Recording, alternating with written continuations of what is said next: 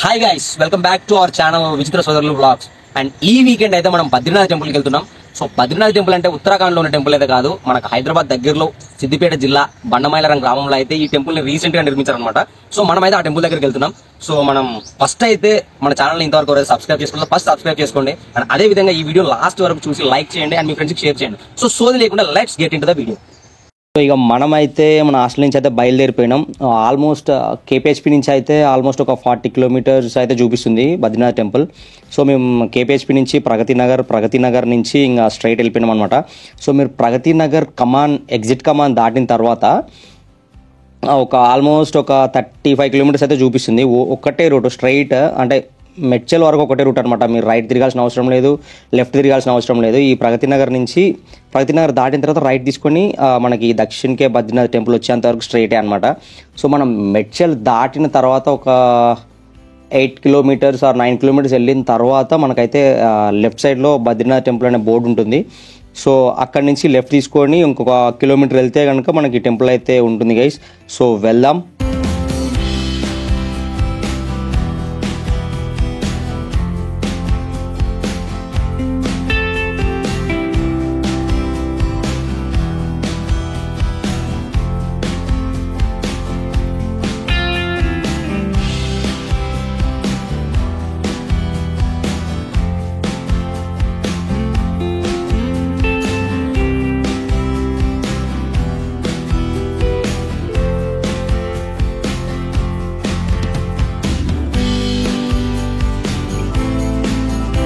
Present మనమైతే Gandimaisamma signal దగ్గర అయితే ఉన్నాం. సో ఇక్కడ నుంచి కూడా మీరు ఎటు లెఫ్ట్ కానీ రైట్ కానీ తిరగాల్సిన అవసరం లేదు, స్ట్రైట్ వెళ్ళాలి. ఇక్కడ బోర్డు చూడండి, మెడ్చల్ 11 కిలోమీటర్స్ అని చూపిస్తుంది. సో మెడ్చల్ అయితే దాటి కొంచెం ముందుకెళ్ళాలి గైస్.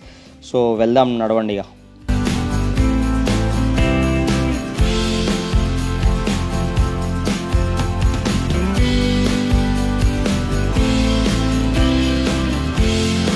సో మీరు ఇక్కడ చూడండి గైస్, మనకైతే ఒక బోర్డు అయితే పెట్టారు, దక్షిణకే బద్రీనాథ్ టెంపుల్ 1 కిలోమీటర్ అని చెప్పేసి. మనం ఇక్కడ నుంచి లెఫ్ట్ తీసుకొని 1 కిలోమీటర్ వెళ్తే కనుక బద్రీనాథ్ టెంపుల్కి అయితే వెళ్ళిపోవచ్చు.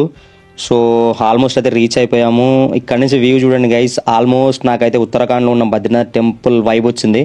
ఎందుకంటే మనం నార్మల్గా ఏ టెంపుల్ చూసినా నార్మల్గా ఎలా ఉంటుంది, మన సౌత్లో అయితే వేరేలా ఉంటాయి, నార్త్లో ఇంకొకలా ఉంటుంది కదా టెంపుల్స్. సో సేమ్ అదే అనమాట. నాకు తెలిసి అయితే ఆ బ్లూ ప్రింట్ తీసుకొని ఇక్కడ తీసారా అన్నట్టు అనిపించింది. సో నాకైతే బాగా అనిపించింది. చూడండి గైస్, అంటే లాస్ట్ టైం మనము ఇక్కడికి వెళ్ళాం కదా, ఇక్కడికి మన భూకైలాస్. సో భూకైలాస్ వెళ్ళినప్పుడు కూడా చాలామంది స్టూడెంట్స్ అంటే స్కూల్ పిల్లల్ని తీసుకొని వచ్చారనమాట టెంపుల్ చూపించడానికి. సో ఈ వీక్ కూడా వేరే స్కూల్ వాళ్ళు అయితే వచ్చారు. సో నాకు బాగా అనిపించింది, ఎందుకంటే ఈ జనరేషన్లో కూడా టీచర్స్ ఇంత మంచిగా పిల్లల్ని టెంపుల్స్కి తీసుకొస్తున్నారు. సో చూడండి గైస్, టెంపుల్ అయితే ఎలా ఉందో నాకు చాలా అంటే చాలా బాగా నచ్చింది. అసలు లోపల ఎలా ఉందో చూద్దాం. సో మేమైతే దర్శనానికి అయితే వెళ్తున్నాం. సో దీనికైతే అంటే ఈ సమ్మర్ కదా, సో పైన ఇవన్నీ అయితే వీళ్ళు మన పందిర్లా వేసారనమాట. సో ఎండ తగలకుండా. మేము ఎర్లీ మార్నింగ్ పోయినాం కాబట్టి అంత ఎండ అయితే ఏం లేదు. సో మీరు కనుక 11 తర్వాత వచ్చినట్టయితే చచ్చిపోవడమే ఎండలకి. సో మేమైతే లోపలికి వెళ్తున్నాం గైస్. చూడండి లోపల ఎలా ఉంది అంతా అని చూపిద్దాం.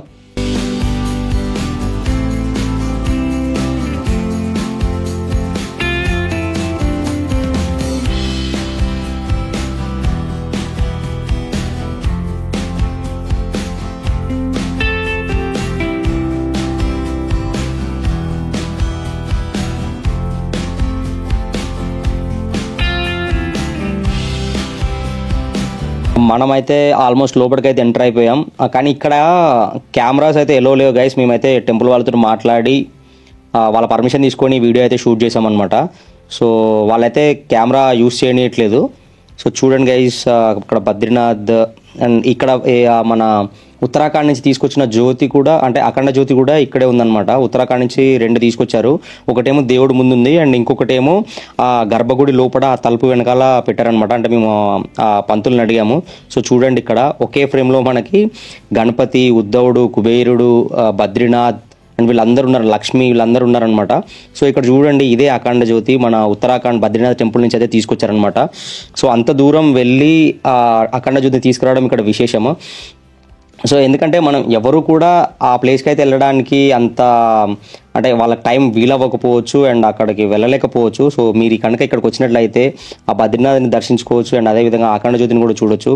సో ఇక్కడ వీళ్ళు ఇక్కడ తీసిన ఈ డిజైన్ కానీ ప్రతిదీ కూడా సేమ్ యాజ్ ఇట్ ఈజ్ అక్కడ ఉత్తరాఖండ్లో ఎలా అయితే ఉందో అలా అయితే మనకి వీళ్ళు ఈ టెంపుల్ని అయితే నిర్మించారనమాట. సో ఇక్కడ చూడండి లక్ష్మీదేవి అండ్ అదేవిధంగా మనకి పక్కన హనుమంతుడు కూడా ఉన్నాడు అనమాట.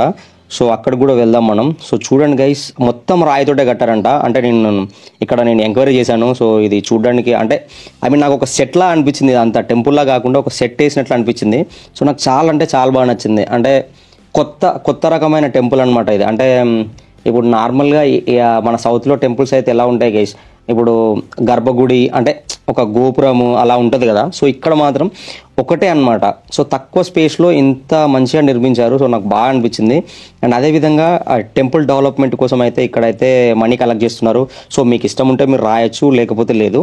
సో ఇక్కడ డిజైన్ కూడా చూడండి పైన, అసలు నాకు బాగా అనిపిస్తుంది. అంటే వీళ్ళు చెక్కిర్రా అర్థం కాలేదు, లేకపోతే ఏదన్నా ఏమంటారు దాన్ని డిజైన్ ఏమన్నా వీళ్ళు సపరేట్గా దాన్ని తీసుకొచ్చి దీనికి అతికించారా తెలియదు, లేకపోతే ఆ రాయి మీదనే చెక్కారా తెలియదు. సో నాకైతే చూడడానికి చాలా బాగుందన్నమాట. సో మీరు కూడా ఖచ్చితంగా విజిట్ చేయండి. ఎందుకంటే ఒక 30 కిలోమీటర్సే కాబట్టి మన హైదరాబాద్ నుంచి 30 కిలోమీటర్స్ అంటే ఒక 1 అవర్ జర్నీ చేసుకోండి. 1 అవర్ జర్నీ. సో వచ్చి దర్శనం చేసుకొని వెళ్ళండి. సో ఇక్కడైతే చూడండి మనకైతే హనుమాన్ దర్శనం అయితే ఇక్కడ ఉంది. సో వీళ్ళు ఇక్కడ టెంపుల్ కోసం అయితే మనీ కలెక్ట్ చేస్తున్నారు కదా. సో అక్కడే ఉందన్నమాట ఈ టెంపుల్ హనుమాన్ది. సో ఇక్కడ చుట్టుపక్కల మొత్తం ఇదంతా వెంచర్లా ఉందన్నమాట. సో పీస్ఫుల్గా ఉంది ప్లేస్ కూడా. సో మీరు ఖచ్చితంగా విజిట్ చేయండి, ఒక్కసారి విజిట్ చేయండి గైస్. ఎందుకంటే చాలా బాగుంది. మీకున్న బిజీ స్కెడ్యూల్లో మీరు ఉత్తరాఖండ్ వెళ్ళి ఆ బద్రీనాథ్ని దర్శించుకోవడం అయితే కాని పని. సో ఈ టెంపుల్కి అయితే వచ్చి ఇక్కడ బద్రీనాథ్ని దర్శించుకోండి. టెంపుల్ నుంచి బయటకు వచ్చిన తర్వాత మనకైతే లెఫ్ట్ సైడ్లో శివలింగం టెంపుల్ అయితే ఉంటుంది.